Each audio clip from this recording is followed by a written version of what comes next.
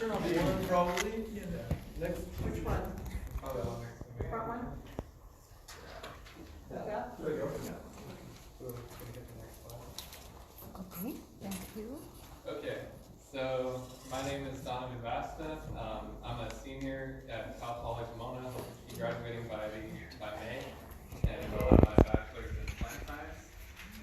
So today I'm going to be talking to you guys about dragon fruit, and thank you to Jake and George who brought in the dragon fruit. Thank you. Thank you. No,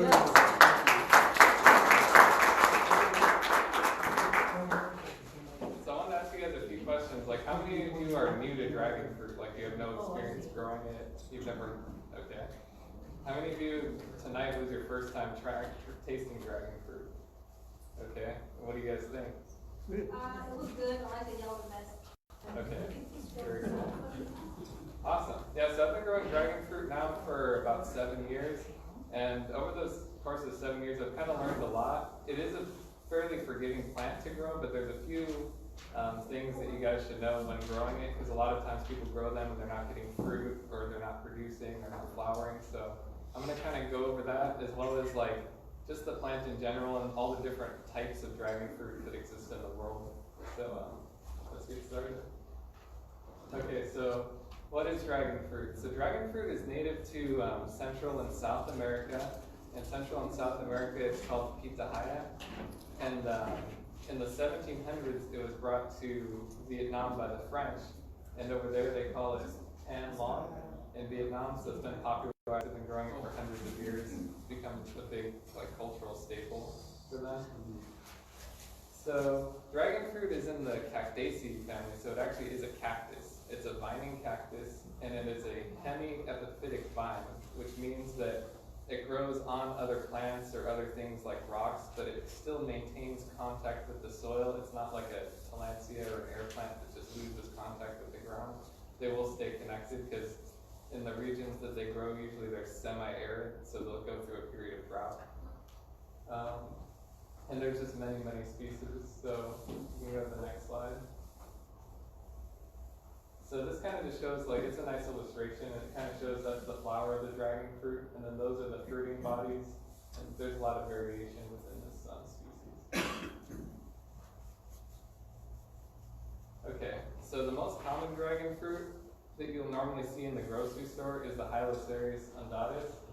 And that's the white flesh dragon fruit with the red skin on the outside.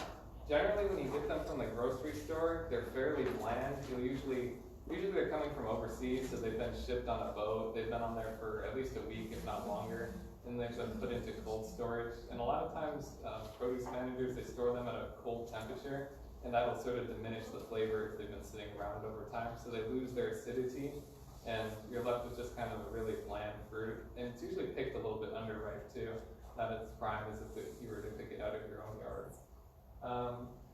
The white flesh varieties in general tend to be less sweet, although as we tasted tonight, George brought in a really good white flesh variety, and some of them can be very sweet and very tasty, but it's all about just kind of getting the right variety and picking fresh. And it's off season, right? And it's off season too, the one that he brought in, so it would be even better during the season.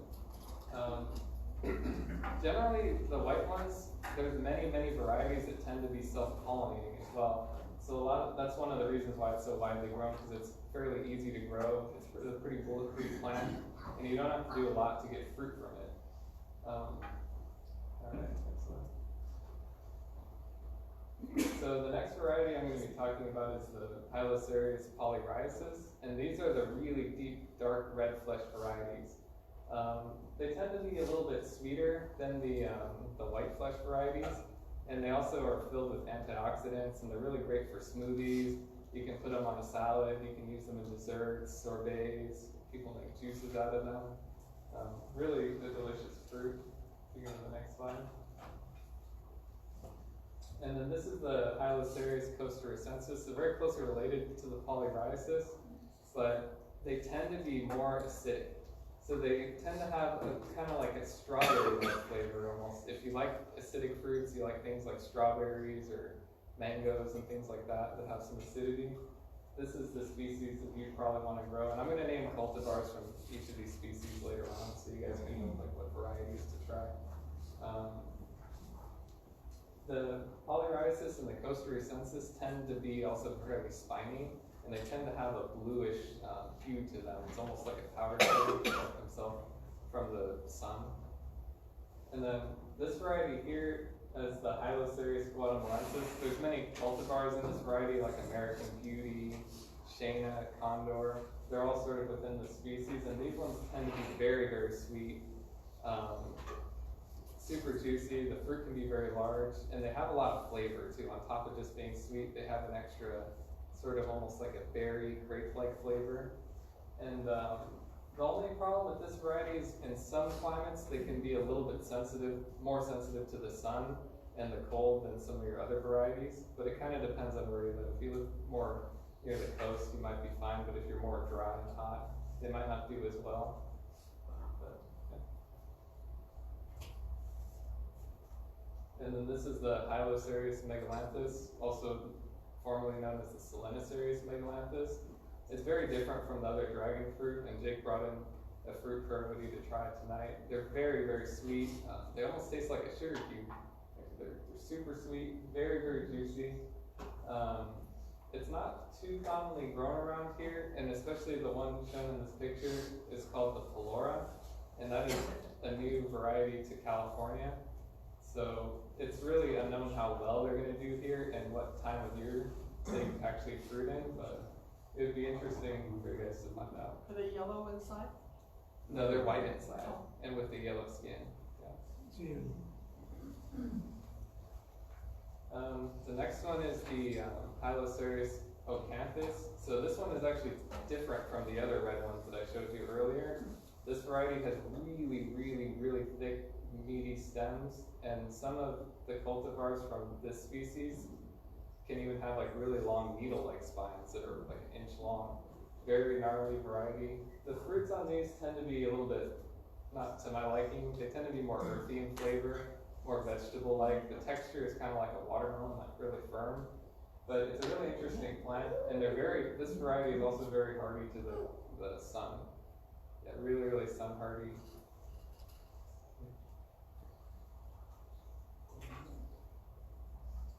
The next one I'm showing you is the Hylocereus stenopterus. So these fruits are about the size of like a large kumquat. They can have a very sweet flavor and a high Brix, and they have almost a coconutty-like flavor. But this variety is very rare to find in the United States. It's really hard to grow. It's very sensitive to the cold and the heat, and the fruit is very small as well. So it's not one you'd really like to grow, but there are some hybrids of this variety that do grow really well and maintain that sweetness and the coconut flavor, as well as a larger size fruit. So if you go to the next picture. Can I ask you a question? On the prior yellow one, is that more hardy, or is that similar to this with cold and heat? It sort of depends. There's a few cultivars of that yellow variety. One of them is called the Columbiana, and that one is not so hardy to our area, and the fruit tends to be smaller. And then there's the Pelora, which is, from the Pelora that I've grown, it seems to be a little bit hardier than the Colombian variety. Thank you. And then that's the flower of the Hylocereus stenopterus. So most people grow it for ornamental use rather than for the fruit. So then now we're going to talk about propagation, and there's two ways you can propagate. You can either propagate by seed or by cutting, but generally when you're talking about growing for your own like personal use, you want to usually do a cutting. Do you guys know why you'd rather do cuttings than a seed? Sounding even better. You're guaranteed to know what kind of fruit it's going to get based on the plant you took it off of. Exactly. Alright. And typing too, you're gonna get fruit faster than if you do it by seed. Definitely, yeah, because seedlings take a long time. You have to baby them for the first year or two. They're very small, they're very delicate, they're easily killed. And you can see in here, this is actually from when I worked at the Cal Poly Pomona greenhouse.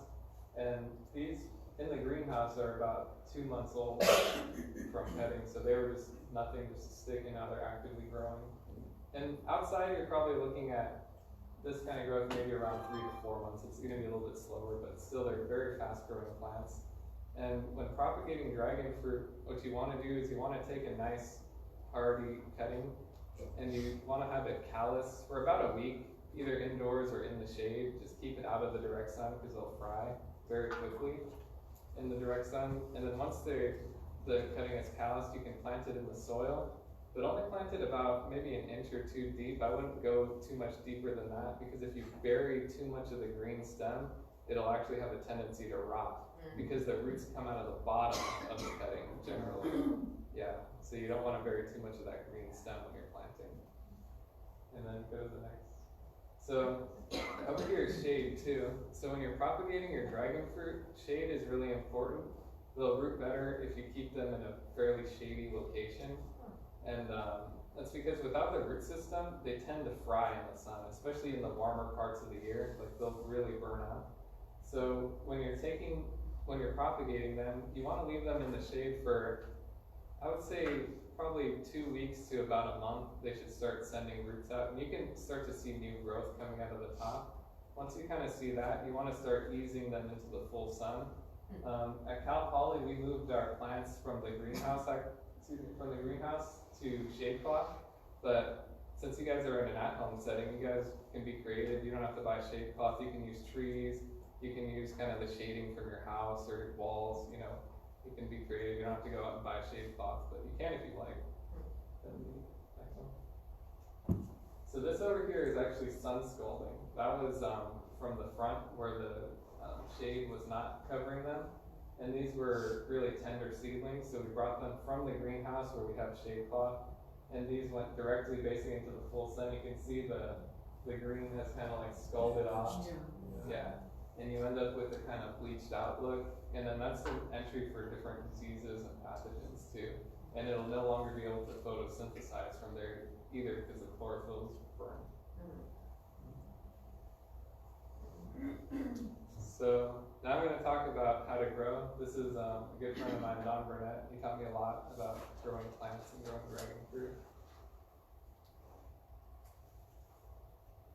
So this is sort of my preferred method to do things. It's not necessarily the only way to do things, and I encourage you guys to be creative when you come up with these, but this is sort of something that I kind of came up with. And what I basically do is I use a 4x4 pyramid block, something like in this picture, and I'll basically screw a 4x4 post into this to just so you don't bury the post and the wood doesn't get damp and rot as quickly.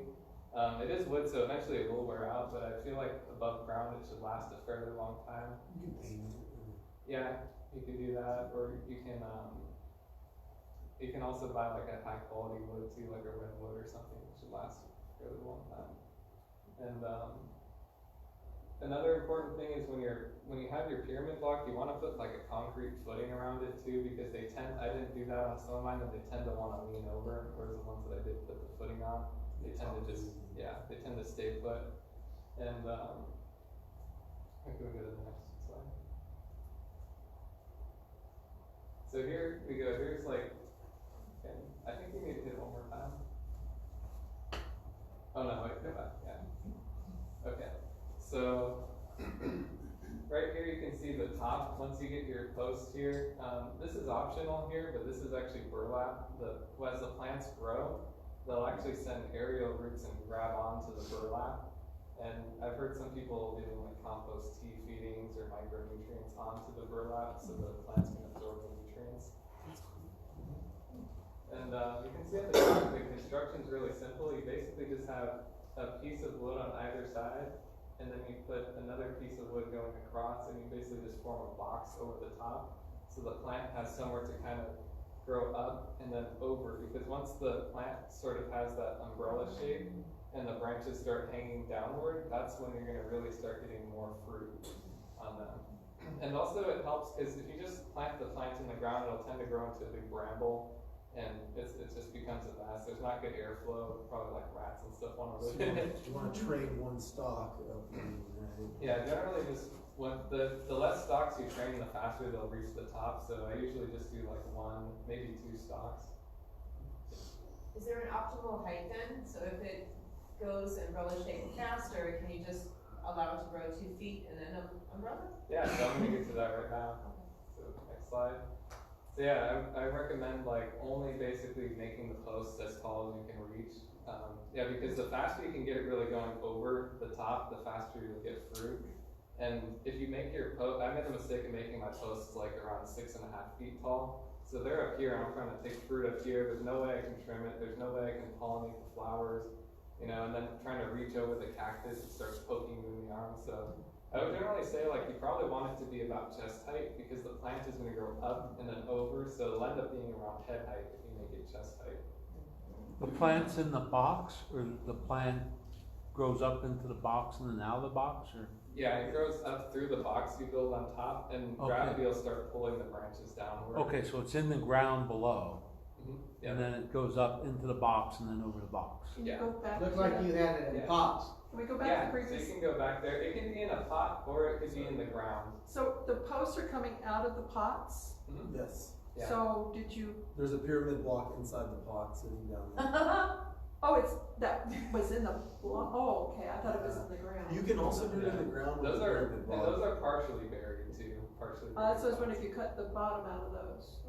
You can, or you can just leave them like that too. I've kind of seen both ways, both methods. There's a farmer out in Temecula, Ray Martin. He exclusively just like plants in pots. He'll just cut the bottom off and just literally set them on top of the soil and just plant them. They kind of, especially if you have like a really heavy clay soil, these plants like good, they appreciate like good drainage. So if you have a really heavy soil, it's probably more recommended you plant it in a pot than in the ground. But if you have nice loamy soil, you can put it in the ground. Yes. How many plants are in there? Is there 4 because around it? Mhm. Yeah, so that's sort of a question that comes up a lot, like how many cuttings do you plant per post? And it's really up to you. I have some that are 1, and the plant will grow very big, but the problem is sometimes like maybe one of the cuttings might die. So then you're gonna end up starting over again. So if you have multiple cuttings, I think it might be a little bit better to do. But yeah, you can have 4, but it doesn't matter. If you can only get 1 cutting, you can plant 1 cutting, yeah. Just one thing too, like some of the varieties we have like physical graffiti with like a seedling that has a different root and growth habit. So some of them will take over the other ones. You really kind of want to put like varieties in there and not crowd them out too much, because when they get too heavy and top heavy, they're really hard to deal with. They're super hard to move too. They're like, you know, so you kind of want to plant similar like varieties, like Costa Ricensis or you know whatever. Yeah, you want to plant them together. Yes. Okay, so we made that mistake of making it really tall. Like, I don't know what we were thinking. And we have like 6 of them. So at this point, like they've been in ground 1 year, but they've already grown to the top, and they're probably about 18 inches or so over the edge. So at this point, do we like say it's better to like cut all that stuff off at the top and lower it so that we can make it more manageable? Probably. Okay. Yeah, that's what was done actually here. This is at my friend's house, and before, so this is the wall next to the alley, and these are right now at the same level as the wall. But in the past, he had them like above the wall, so it was like you couldn't even reach them. He had to come out on the ladder, and then he basically what he did is he just came out and just chopped them all down about like a foot or 2. Okay, so like maybe at the convergence of the segments, like where it narrows, cut at that spot? You can. You don't necessarily have to though. I mean, it makes for like a cleaner looking cut. Okay. But you can cut them like mid-stem too. Okay. Yeah. Because that's next to a wall, how much sun is that getting right there? Well, it is toward the top of the wall, so it will kind of like grow up and then kind of a little bit over. When they were grown out later on, they were kind of reaching to the sun over the wall. That's a north-facing wall. Yeah. And it's in Long Beach, so they don't. Oh. Yeah. Inland Empire sun is different than Orange Yeah. County sun. Oh yeah, yeah. Like this stuff never burned. You didn't have any issue. You can grow anything there. Yeah, it was amazing. Okay. Okay. And also, oh yes. Yeah, what kind of soil is best for growing this? Probably, I wouldn't go like a cactus mix actually, because they actually do like moisture, but they do like drainage. So what I'll tend to do is I'll tend to use like maybe 1/3 of cactus mix just for the drainage, but then I'll just mix it with a regular like potting soil. I usually use like an organic one. You like compost? They love compost, they love worm castings, they like mulch, all that stuff. And in the summertime, actually, even though they are a cactus, you're gonna wanna probably water them around like 2 to 3 times a week because they will dry up very quickly. And their root system is kind of like grass, because they come from a tropical area. They're not necessarily from the desert. They're a different type of cactus, so they do like regular watering. However, in the winter time, you want to cut your watering down, especially if it's raining. You really don't need to water them more than once a week, if not less than that even. Especially if the weather's cold, probably like in December, maybe once every 2 weeks if we don't get rain. If we do get rain, you can kind of just not water them. So half the year they need water, the other half the year like pretty much nothing. So this is what I was talking about, like you can be creative. These are like a few examples of different kind of trellising systems. There's one in the ground, there's one in a pot, there's one that's shorter in a pot, and then this one they kind of set theirs on top of some cinder blocks to kind of raise it up. So again, it's all about just like being creative, and I mean you can use different building materials than wood. So as long as you basically kind of maintain that shape where the dragon fruit sort of just hangs over and it has a place to grow, I think you'll be fine. And that one, the box on the top, what was the approximate size of that? This one here? No, I'm talking about the picture in Long Beach. Oh, on the box on top? You know, it doesn't need to be big. What I've noticed, I'm thinking about 2 by 2. Isn't it looks about 2 by 2, but you can get away with smaller. If you make them too wide, like if you made them like 3 feet or 2.5 feet, the plant's going to be really kind of stretching to get over, and you don't necessarily need to do that. So Sorry, what, go ahead, no. what is the difference in growing in the pots and growing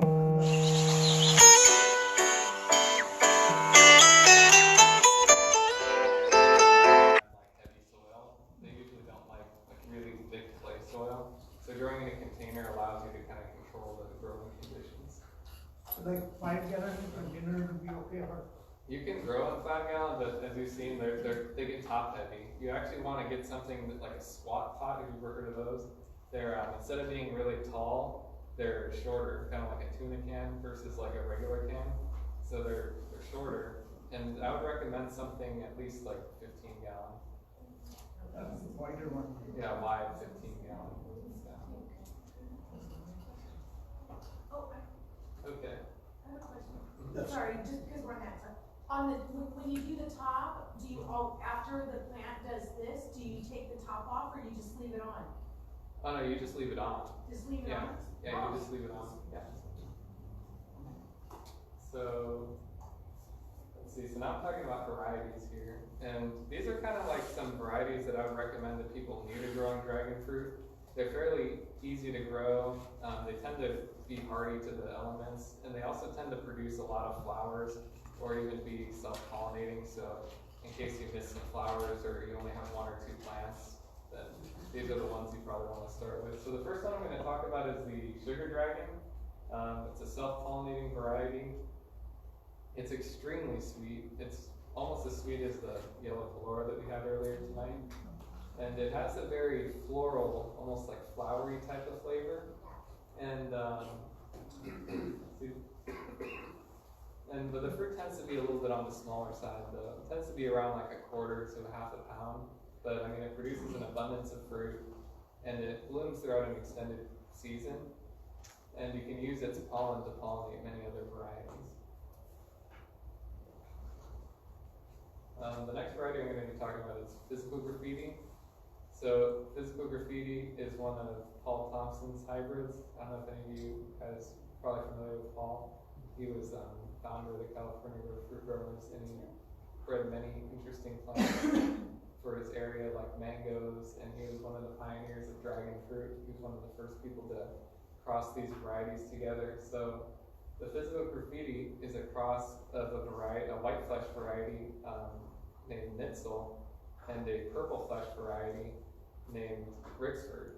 And so this is kind of sort of like more on the kind of pinkish side, and it's extremely prolific with the amount of flowers it produces. It has a really great flavor. It's very hardy to the sun, and also to some of the cooler temperature too. It seems to really withstand that, and it grows really fast. The only downside to this variety is just that it's not self-fertile. So you're gonna need another variety, and you're gonna need to hand pollinate the flowers. So I'll demonstrate how to do that. It's not as difficult as you might think. So let's go to the next variety. Again, Delight, it's another sister to Physical Graffiti. And it's also a really good producer, has a very good sweet flavor. And it has this unique pink coloring, so it's not quite white, but it's not quite purple or pink either. It's very light color.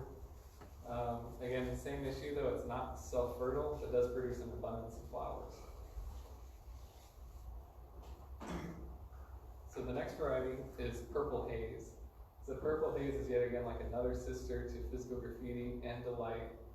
And again, it's one of those varieties that's just very hardy, extremely productive. The fruit is delicious, very just complex, sweet flavor that you don't often get with some varieties of dragon fruit.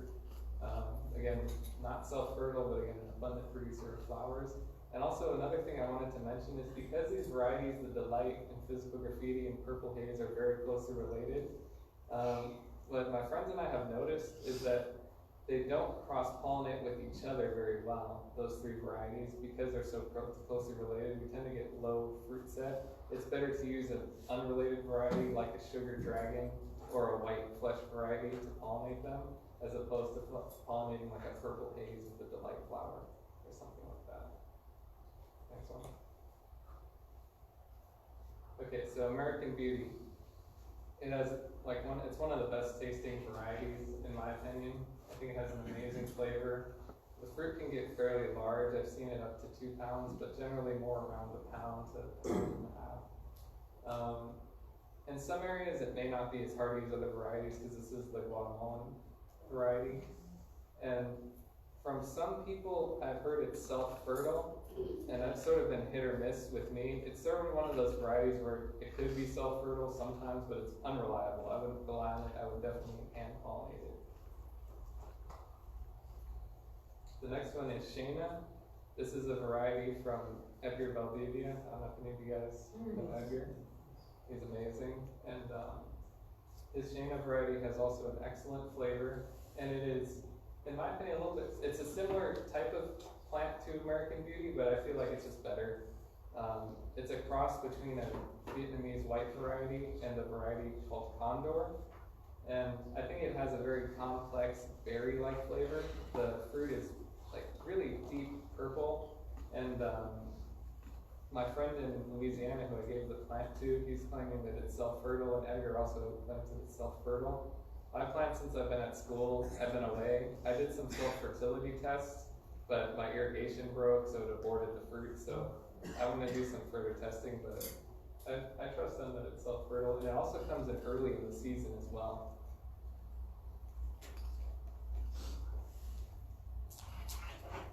So another good variety is the Lisa variety. The Lisa has a really uniquely like strawberry-like flavor. So it's very good. It tends to be acidic, so you have to kind of learn your fruit and learn how the color shifts on them and sort of know like when to pick them. Because if you pick this one a couple days too early, it's going to taste like a lemon. But if you pick it at just the right time, it's very sweet and very delicious. It's a heavy producer.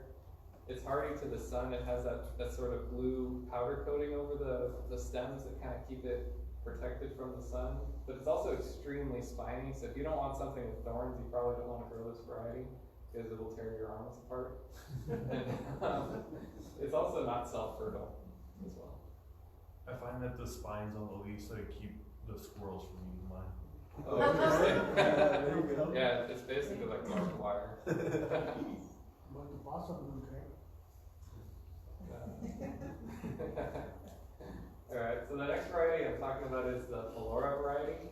Again, this is extremely high bricks. The bricks can be, I think the highest I've measured it from the grocery store has been like 26 or 27. Very, very high sugar content, so I'm sure you can make interesting drinks or kombuchas out of those. I've heard of people making dragon fruit wine actually. So the information that I have from this comes from Louisiana, because he's sort of the only guy in the United States that I know who's really fruited this variety in the United States, and it tends to come in actually really late. He's picking fruit now, actually. Yes? I think I have a question. Yes, sir. So I bought this at the Pomona Nursery, when I read that summer. So when the lady was here, I forget her name. She said that- Monica? Yeah, she said it grows in Pomona. Now, how Oh, does yeah. it grow out here? Yeah, it may, I'm not sure, you know, you have to experiment with it, because really nobody has grown it throughout the United States. They started shipping fruit over actually this past year. So when I worked in the nursery, we got a lot of seed from the fruit because it was the only material available. And we planted tons of seedlings, and so far they're doing well. Like we have them in Upland, kind of like the base of Mount Baldy. It gets pretty cold down there. It got down to the high 20s, like around 28. They did get damaged, but I mean, they're still green, they're still healthy. So we don't know how hard they are against the sun and the cold, right? Not yet. They made it through the summertime up in Upland, and it got pretty hot out there. But previously they were grown in Long Beach, so of course they're gonna survive there. We had actually brought them from Long Beach to Upland. So. Yeah, they tend to, and also my friend Ty Miller says they are self-fertile, self-pollinating. So that's good, but yeah, it's just kind of unknown basically how it's gonna perform here. This is a variety that I bought from basically like the Green Arrow Nursery, and I call it Laverne because it basically originated from Laverne Nursery. And it's a very good flavored fruit. It can be very sweet and have a really, really interesting, unique flavor to it. I can't really describe it, but I always just end up calling everything berry-like. It's super big too. Yeah, it's very large. This one can get easily 2 pounds. And it has very long bracts on it, which are the fins that come off of the fruit. They tend to be very long, really beautiful looking. The plant is basically, I don't know, in my opinion, is like the fastest growing dragon fruit plant. I've even seen it growing like crazy in the middle of the winter time. It just doesn't want to stop growing. And it's very productive. I get many flowers off of it. And it's different from the other varieties that I mentioned earlier, the Delight and the Physical Graffiti. So it's a good pollinizer. It'll pollinate pretty much anything I've tested. It'll pollinate it very well. And although it itself is not self-fertile, so you have to hand pollinate that variety. Here's an interesting variety, Natural Mystic. It has a good flavor. I'm not going to say it's the best flavor, but it's tasty, and you can use it in smoothies and salads. And it has a very, very deep, dark red flesh. And the thing that's really cool about this one is it always reliably self-pollinates. So it's a very interesting variety for that. And then here's a few good white varieties that I just came up from the top of my head, because really you can pretty easily track down some self-pollinating white varieties, but you really have to like get to know people, try their fruit, see who's got the really good white ones. There's a woman in San Diego, her name is Kim, and she has a variety she calls Kim's White, and she brings it to the Dragon Fruit Festival in Irvine every year, and the fruits are always like this big. They're like 2 pounds or bigger. They're very sweet. She breaks some of them at about like 20, so it's pretty high for a white flesh variety. Another one that I've tried is from a friend of mine, Edna, and she calls it the White King Vietnam, and it just produces a prolific amount of fruit. Like that thing is always loaded with fruit, loaded with flowers. If you needed a pollinating variety, like this is a really good one to use. And all the fruit self-pollinates on that one. And then another variety that's sort of a surprise that I was intrigued by is called Soul Kitchen. So Soul Kitchen is one of the varieties grown at UCA&R that they did testing on, and it's a very productive white flesh variety. And they claim it's not very flavorful, but the one that I grew tastes amazing. Like I've had some really good fruit off of it, off of my plant. And also, I noticed that when I would go down to the festival, that plant was always just like loaded with tons and tons of fruit. So it's very productive, and it does bloom off-season from the other whites, so it'll come in earlier, and the season will end later than most of the other white flesh varieties. So Ramiro Lobo recommends it as a pollinating variety. Yes? If you pinch the flowers, if you prune out the flowers, do you get bigger fruit in general? Yes. So, well, coming off of what I know from a farmer friend of mine, he grows a lot of physical graffiti, and that variety tends to produce so many flowers that if you pollinate all of them, the fruit will come out actually small, and it's too small for him to sell commercially, because he's a commercial grower, so he needs to actually remove a percentage of the flowers to get marketable size fruit. Are the flowers edible? Yeah, they are. Make tea out of it. Yeah, people make tea out of them. People will also cut them sort of like half grown and cut them up like asparagus or artichoke or something like that and saute them. So it's an interesting, yes? So I have that variety, so what percentage of the flowers in the physical graffiti, like how many of the flowers would you recommend removing? You were there recently, did he recommend a number to you? He was just like basically 40 to 50% of them. It depends, because like some of them they flower a lot. It's like 3 per vine, he said. 4 per vine. He's actually got a per branch, you know. Yeah, he's got a video on YouTube where he talks about the thinning of the flowers and kind of the spacing that he prefers keeping on each branch. That way you don't get too many per branch and they don't get crowded. Because sometimes if you get too many, it's kind of hard to pick them. I think more for commercial. It's different growing at home versus growing commercial too. So for commercial, if there's too many fruits squeezed together, sometimes it could alter the appearance of the fruit too. So for him, it's going to be a little different. Right. But, What was that YouTube? Gray Martin? Gray Martin. Yeah, if you look at Gray Martin's dragon fruit, he has a lot of really good videos on YouTube about dragon fruit. Alright, so this is kind of an interesting white flesh variety that's different than the other ones. It's not the Hylocereus undatus. We believe it to be the Hylocereus monacanthus, and it has a uniquely sweet flavor, and it is self-pollinating, and it's collected by a friend of mine in Hawaii, and he has the website Spicy Exotics. And the interesting about this fruit is it tastes completely different from any other dragon fruit I've had. It almost has like an interesting floral, but also like lychee-like flavor, and a little bit of that texture too. It's a little more firm and very like tropical tasting. And you wouldn't think of it because it's just a white flesh variety, but it's very tasty. And that's a picture of the flower, so it's different. It has actually like a little bit of pink on the inside of the flower, just in the throat of the flower. It's a really, really pretty flower and really good fruit too. And then this is sort of an add-on, Connie Mayer. It's that one that I showed in the beginning of the lecture, the Hylocereus stenopterus. This is a hybrid of that one and the white flesh dragon fruit, the Hylocereus undatus. So it has a huge purple flower, and it's way easier to grow than the stenopterus, and I think it has a prettier flower. And if you go to the next picture of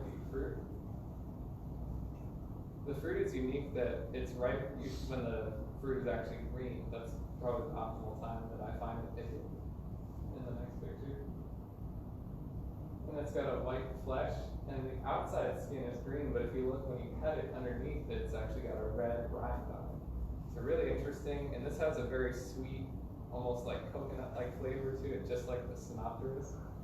So, and then a few honorable mentions I put up here, just like other varieties. I couldn't make this lecture like too long, so we're kind of losing our time. But yellow tie, it's a hybrid of the yellow variety and the Hylocereus undatus, the white flesh variety. Frankie's Red, it's a hybrid of the yellow variety and the red variety, so it sort of has an orangish colored skin with a pink inside. Dark Star, it's another one that's related to physical graffiti and delight. Everything that came out of that Paul Thompson cross is an amazing piece of fruit. Condor, really delicious, really tasty. Haley's Comet, also very delicious and very tasty, sort of a pink flesh type of fruit and very productive. Rosa is extremely similar to Lisa, but I actually prefer it to Lisa because it's a little bit sweeter, it's a little less acidic, and I think it has a better balance of flavor. And Cinnaspinas is a cool one because it's actually a completely thornless dragon fruit plant, so no thorns. Yeah. Okay, so if you guys decide to grow some of those varieties, you're gonna probably need to know how to hand pollinate the flowers if you want to get a good amount of fruit. So here's a diagram of the flower. You can see you've got your petals back here. Over here you have the style, and at the top of the style you have the stigma, which I'll get a better picture of that. And then around the stigma you have what's called the anthers, and that's what holds the pollen.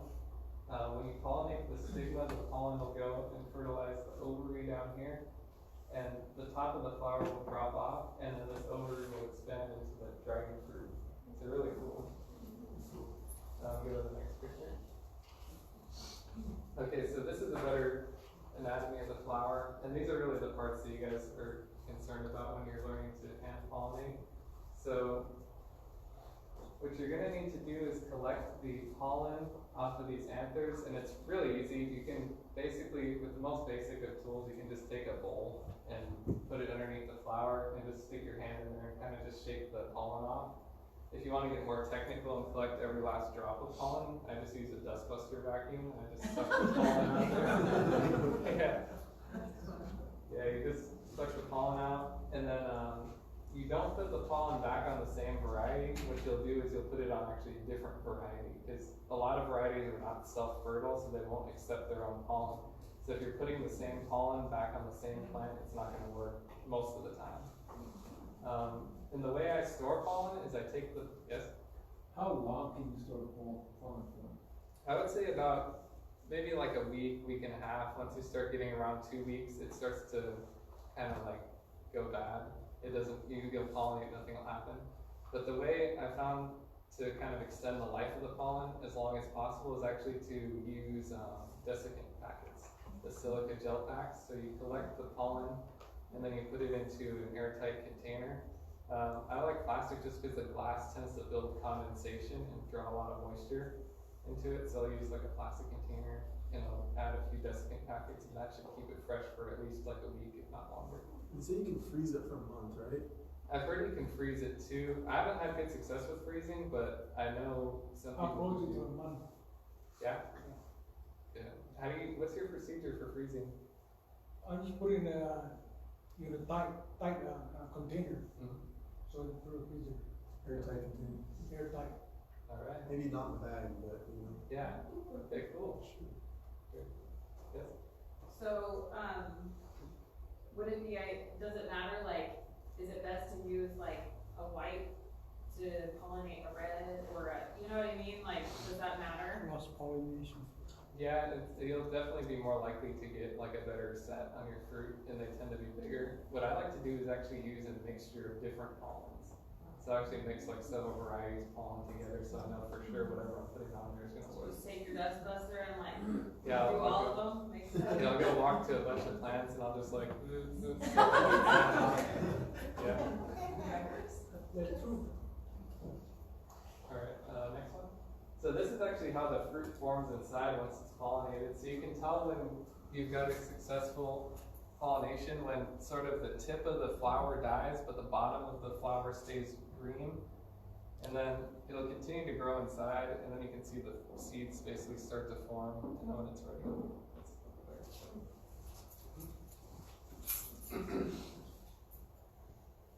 Next one. Okay, so now I'm going to teach you, because you guys know how to pollinate now. So when you're making your own varieties, you don't want to use the dust buster because you're going to have cross-contamination with other pollen. So you want to do this one by hand.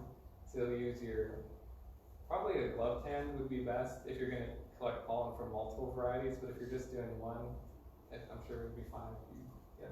That's something too. They only flower at night, right? So you have to. That's true. I forgot to mention that too. Of course, the most important thing. Yeah, they only flower at nighttime. So, but you can usually catch them depending on variety. Some of them early around open up early around 7 or 8 o'clock. Other ones won't open until 10, 11, 12 midnight. So So, and you need to get it at nighttime because if you wait till the morning, the bees are on it the second the sun comes out. They're already all over the flowers and they'll collect every last drop of pollen. And you won't have any pollen to pollinate. So, One more thing I didn't know myself in the beginning, you want to put the pollen on top of that spider looking thing. oh yeah, Where you of course. add the pollen. Yeah, so you collect the pollen, I don't see much about it. But yeah, then once you collect the pollen, I just use my finger. I get some pollen on my finger, it kind of just looks like flour. And then you just kind of just do that. That's it. Is it possible to graft one type of dragon fruit to another? Yeah, you can do that. It's possible. I have friends who do that. What was the question? Oh, if you can graft multiple types of dragon fruit together. Yeah, you can graft them. So, yeah, basically when you're making your own variety, yes? Can you speak on how to fertilize them? I seem to be able to grow them and they grow pretty good, but I don't get much problem, but I never fertilize them. Okay.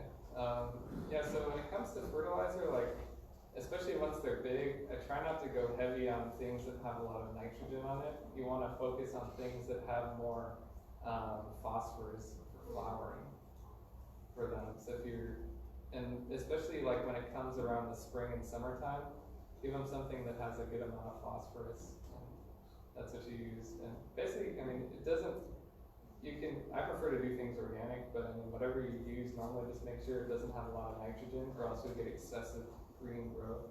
So you want to be lower on that. And how often do you do it?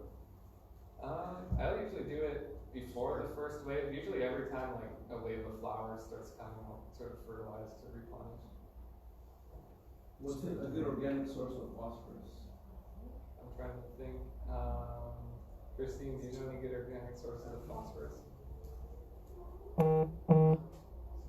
Ammonia? Rock phosphate. That's true. Yeah, there's rock phosphate.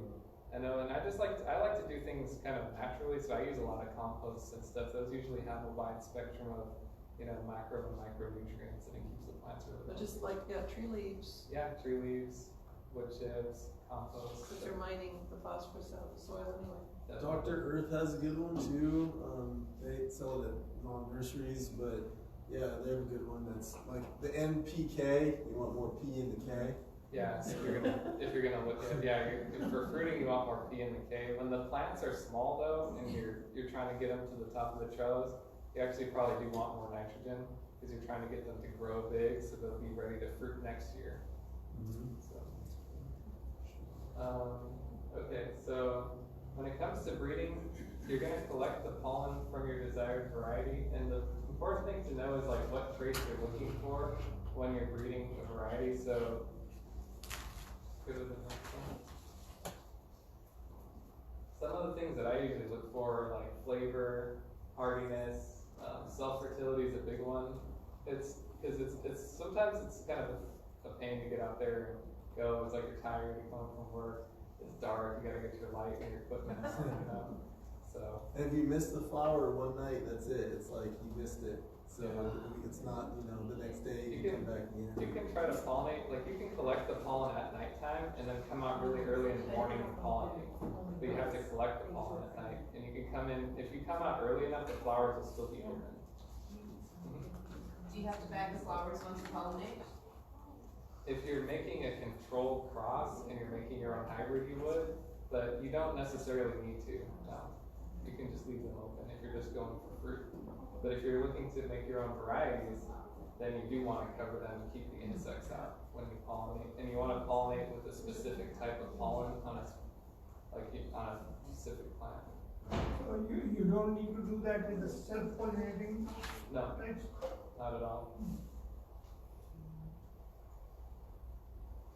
So yeah, that's one thing I want to try to breathe for. Because that was after I came home from the Metallica show, and I was all like, "Oh, dang, there's still flowers open." So, Okay, wait, I have a question. So, I'm confused. Do they only open one time and you better catch it and then that's it? Yep. Yep. Oh, so they don't open every night? No, one different ones one open. night and different So you have to varieties. go out there every night and just like That's why you have to hand pollinate, because different varieties, one might open on a Monday, the other one might open on a Tuesday, and they're never gonna sync up. So, When I was a kid, I remember getting woken up in the middle of the night to take me over to my grandmother's house because her night blooming cereus was blooming that night. I didn't realize that they were related to this, you know, back then it's like, I want to see a flower. oh yeah, so you better catch it. So that's why, like, one of my goals is to kind of breed the better tasting varieties with the self-fertile varieties, so I can get something that pollinates itself that still tastes good. But I mean, there's so many amazing varieties that are not self-pollinating that of course I'm still going to go out there and hand pollinate because there's so many delicious varieties. But I heard someone told me that they didn't do any of that because they had bees. The bees took care of it. if you have enough plants and enough varieties, and there's enough people growing in the area, you've got a good chance of them cross-pollinating. But again, if the flowers don't sync up for whatever reason, if one variety opens on one day and the other variety opens on the other day, 2 days later, you're not going to get the fruit. So you may still get some fruit, but if you want a lot of fruit, you're going to need to hand pollinate.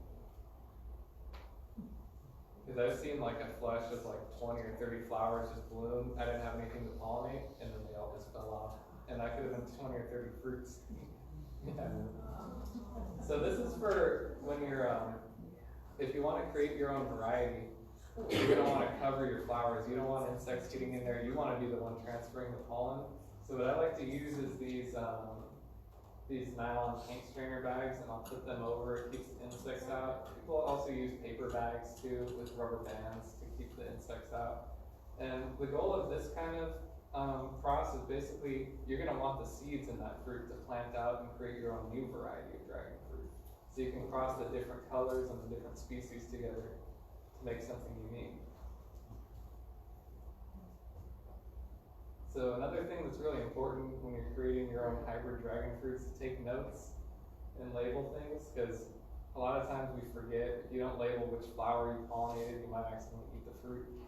You know, or somebody might pick it off and steal it. You never know. So you gotta be careful. And also, it's just good to know the lineage of the plant that you're breeding, because then you can look back to what the parents were, and you can see kind of what you're trying to breed into, and you know, whether you're looking for red flesh or self-fertile or you know, something with a new flavor. So we'll go to seed collecting. So first thing you have to do is select your desirable fruit. And then the next stage. The next thing you're going to do is kind of slice the fruit up. And the way my friend showed me how to do this is actually in water. So if you'll take the fruit and you'll kind of mush it up in the water, and you'll strain off the floating seeds. Those tend to be the non-viable seeds, and also the pulp will tend to kind of float. And right now, you sort of have to think about it as like you're panning for gold, except you're panning for dragon fruit seeds. So let's go to the next one. So he's slowly dumping the water off and kind of agitating the mixture. Nice. So you can see those big chunks of pulp sort of separating from the seed, and then you start straining them off. Next. Keeps getting more clear. And so you're just, basically you keep doing that until you're just left with the seed at the bottom. And then next one. So an easy way to do this is to actually pour it into a strainer with a paper towel. Next one. Next. And then you sort of squeeze the moisture out of it. Next. And then that leaves you with sort of this like gelatinous like chia seeds. Yeah, it's like chia seeds. Yeah, chia seeds or basil seeds. Next one. Actually, somebody could probably come up with like dragon fruit seeds. Maybe it's like a marketing thing. Interesting. Okay. It's a lot of work. Yeah, I know. And expensive probably too. Yeah, so here it has the cross. This is actually from an epiphyllum cactus, but they have almost the same, it's a very similar type of fruit. But you can see he's got the name of the mother and the father plant. And it's got the date. And then the best way to let these dry is actually on a piece of like wax paper or parchment paper. If you use a paper towel, the seeds will stick to it, and then when you're trying to remove them, you end up breaking a lot of them. So with this, they simply just roll right off the paper. Nice. So you go ahead and let them dry with that gelatinous coating. Yeah. You don't do the fermentation like with tomato seeds. No, I haven't done that, and they seem to germinate well. They're really easy to germinate. But it would be interesting maybe to try. I don't know anyone's tried it. Well, I know the gelatinous coating on tomato seeds helps prevent germination.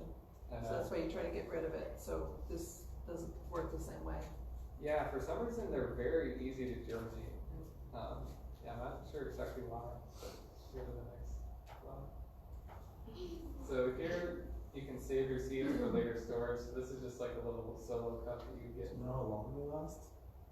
I've germinated seeds like that were over a year old. Oh wow. Yeah, so I think they can last a few years, but definitely the better you store them to like more airtight containers, stuff like that. If you're just gonna put one in these solo cups, probably the shelf life's not as long. So here just like, it just has the writing on it, just taking notes on what it is. Don's very organized. Yeah, I learned this from my friend Don Burnett. He's very organized, he takes a lot of notes. He was a plant breeder for like 40 years. He was breeding epiphyllum cactuses for the flowers. And sort of the way I got him into dragon fruit because I started going to those meetings because it was the closest plant to dragon fruit that I could really like learn about. And then he showed me basically everything. And then this is sort of a picture I found on the internet, and they're really, really fast to germinate. You can see it's nothing fancy or special. You just simply spread the seeds in there and they grow like grass. At the Cal Poly Pomona Nursery, we actually used these individual cell flats right here. It just sort of made transplanting easier instead of having them all really close together. And in case like some type of disease hit or somebody overwatered, they wouldn't all just die. These are what they look like when they come up. They're really small, really, really delicate. But after a few months, they'll start looking like this. The next page. And then here are some that have kind of gone a little bit out of control. So this is sort of not how you want to plant them. You go to the next picture. So basically what you're going to see here is, I'm going to trim this because when you have a branch, when you have especially a young plant that's growing like, I don't know, 40 branches, it can't really put a lot of that energy into one branch. It just grows a lot of small branches and kind of just, I don't know, it looks messy. Go to the next one. When you cut all that off, you focus all the energy into a single branch, so that'll turn a little seedling into a really thick, mature plant much faster than if you just leave it alone.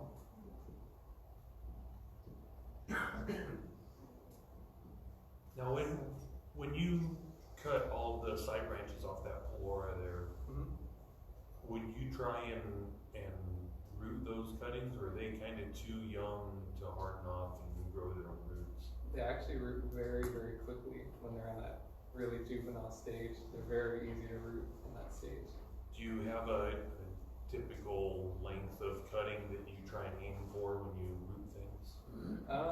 Not necessarily.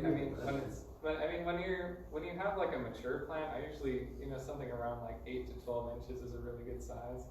I've done bigger ones and they grow really fast. I've done smaller ones. Usually the smaller the cuttings are, the slower they tend to grow. And you can grow from the more juvenile cuttings, but sometimes they have a tendency to kind of damp off because they're really tender. Yeah. The bigger the better if you can. Yeah. And these are some that I actually trained from the beginning. So at this point in time, these are in a greenhouse. Given these are in a greenhouse, these are about like 5 or 6 months old, and they're already getting really big. So if you have good growing conditions, like a greenhouse, or even if you just train them and you're taking good care of them and it's warm out, they can grow very quickly, even from seed. And that's the key, is like keeping on top of training them and removing those side branches will help you get those. What kind of soil do you put in before you pot them? So for these, well, this is sort of the greenhouse soil mix that's not really similar to what I use, but for what I personally use, I use sort of a mix of like a little bit of like organic cactus mix, maybe like 1/3 of that, and then the rest I'll just use like a regular potting soil. Like I use the Kellogg's raised bed and potting mixture, but I noticed that by itself that mix holds too much water for the dragon fruit. So I need the drainage, so I mix some of the cactus soil in to get a better drainage. And compost. Yeah, compost too. For the young cutting, do you have to allow it to callus before you plant? You know, the really, really young ones, they grow roots so quickly that we don't wait to callus them, we just simply plant them. When they're really young, like when they're from the seed, you can just plant them really quickly. And also one trick too is like if you're having trouble rooting cuttings, you can actually just stick them in perlite, just straight perlite and water it in. It's a really airy mixture, but it holds enough moisture to where they'll still root. So that's a good trick if you're having trouble, use perlite. And then you can see like the width of the cuttings really expanded a lot, and then go to the next one. So these are like 1 year old, but this is in the greenhouse. So with proper training, like I would imagine you could probably get something like this maybe around 2 years from seed if you're really on top of it, really on top of feeding them. And the reason why you want to speed this up is because it's going to be your new variety. Like now that you guys know how to hybridize, I'm expecting you guys to like come in and bring your own new varieties of dragon fruit. And then this is really cool. I took a picture of this. That's actually, if you guys remember back a couple slides, those little baby seedlings with the 2 cotyledon leaves. So that's actually like one of the cotyledons from a big plant. Wow. Yeah. So you guys turned into a bit like supporting a lot. Yeah. So then these are some of the hybrids that my friend Don created, and yeah, he gave them all to me to take care of. And we've been watching them fruit over the last like year or 2. So this is the first one that fruited for me last year, called Cotton Candy. It's a hybrid of Connie Mayer and a fruit called Guatemala 1, which has a purple fleshed fruit. And the Connie Mayer is the green skin with the white flesh and the purple flower. But as you can see, this flower came out white. And the inside of the fruit is pink. It's a nice round shape, really pretty, sweet fruit. Got a good flavor. And then the next one we have, this is a sister to that one. This one has a beautiful purple flower. And then go to the next one. And this one has a green skin fruit with a nice magenta flesh. So this kind of shows you like the variation. When you make your own dragon fruit cross and you plant the seeds, every single seedling is going to be different from the other one. Go to the next one. And this variety came out completely thornless too, which is interesting. So you'll get weird anomalies too, like, oh, this one came up with no thorns and a beautiful purple flower and a green skin fruit. This is a variety called, we actually don't have names for them yet, that's why they're just numbered actually. But this is 1-18, and if you go to the next picture, it's a nice, like, really deep reddish purple, very sweet, very delicious. And then next one. And this one's also completely thornless, which is also nice, so you're not scratching yourself. And then this is a variety called 1-1. This one is interesting because we didn't do any sort of pollination or anything, and it set quite a bit of fruit. So we suspected this one maybe like self-pollinating because nothing else was blooming when this thing was blooming. Next picture.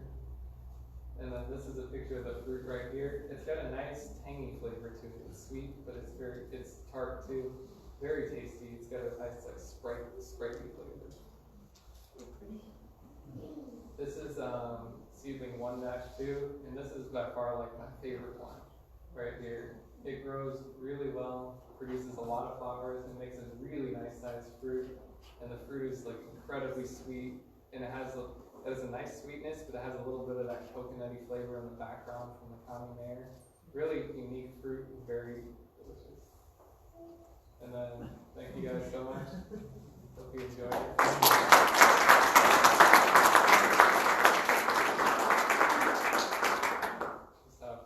And any questions? And also, that was me in Mexico. That's a wild dragon fruit plant. Yeah, that's how they grow in nature. They grow up trees. Yes, sir. So, my mom has a white flesh dragon fruit at Long Beach, but when it flowers and it sets fruit, the ants come after it right away, and it just kills the fruit off. Is there no way you can deter the ants? A lot of times when that happens, Take a look at your flower buds because a lot of times they can be covered in aphids. And if they're covered in aphids, the ants will feed on those aphids. It's called the honeydew. It's basically the secretion that aphids make. So if you can control the aphids by spraying them off, if you do have them, then that would be the most ideal way to get rid of them. What have you used your personally for that? I mean, you can even use like high power water hose. Just put your thumb over the hose. Yeah, spray them off, wash them. Yeah. Anyone else have any questions? Why don't you bring in some cuttings? I just came straight from work today, actually. We can bring, anyone who wants cuttings, we can bring. Yeah, we can bring, I And I have a lot of pruning. I have a lot of pruning actually to do at my house, so I'll bring some in. My number's on the card, if you got one of our cards, so just give me a text message and I'll save one for you, whoever needs one. Yeah, I'm gonna have tons. We have like over 40 varieties at the house right now. These are gonna come from my parents' house. I have like humongous plants. Those two, yeah. Yeah, they broke the trellis, so like I need to like cut them back. So I'm gonna have like hundreds of cuttings on what to do with them. Yes?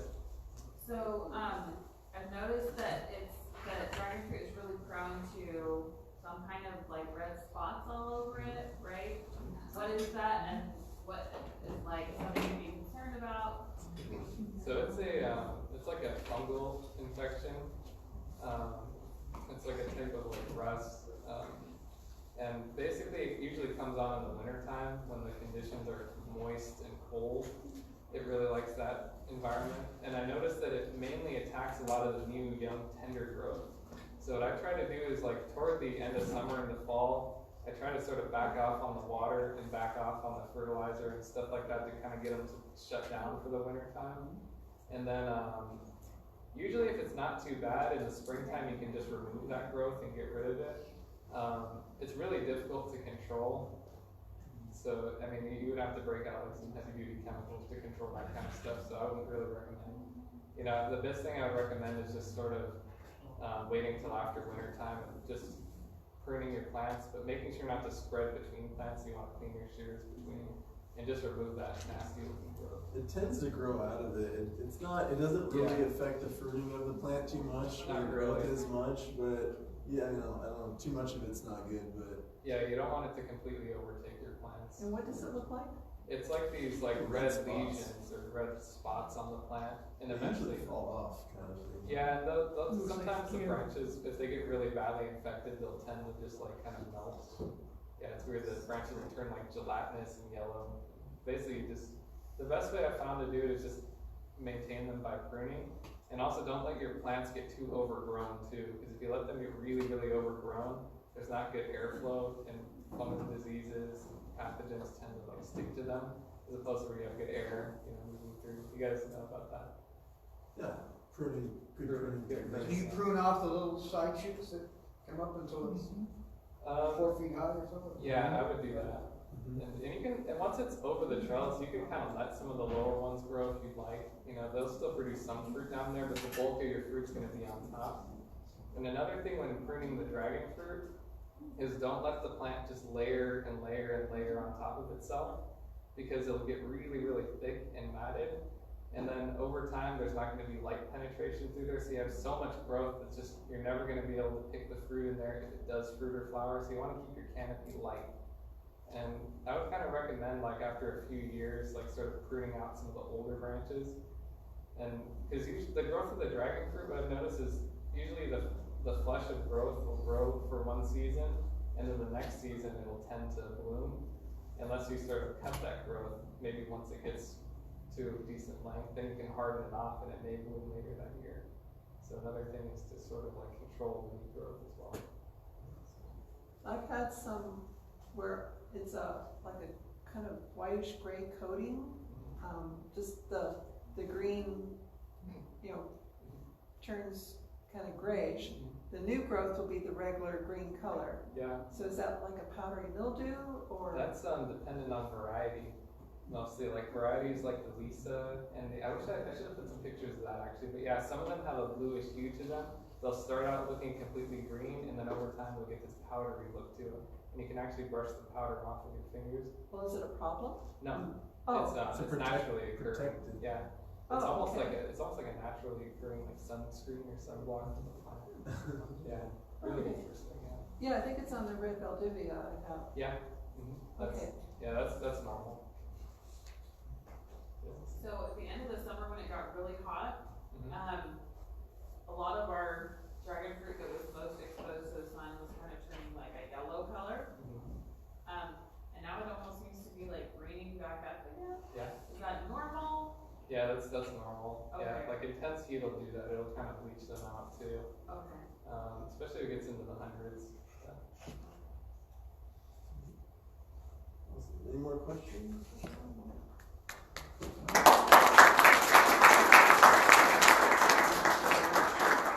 Really appreciate you. Awesome. So yeah. So if anyone needs pennies, let me know. We're gonna wrap it up real quick. Any last announcements before we go? We're gonna plant sale.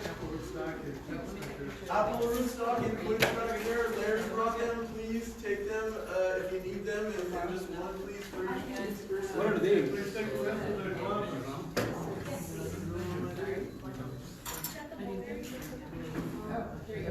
Yeah, I think those might be mulberries.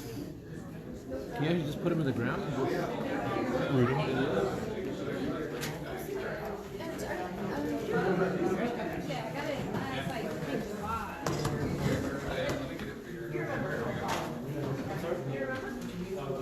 Yeah. There. Oh, yeah, yeah.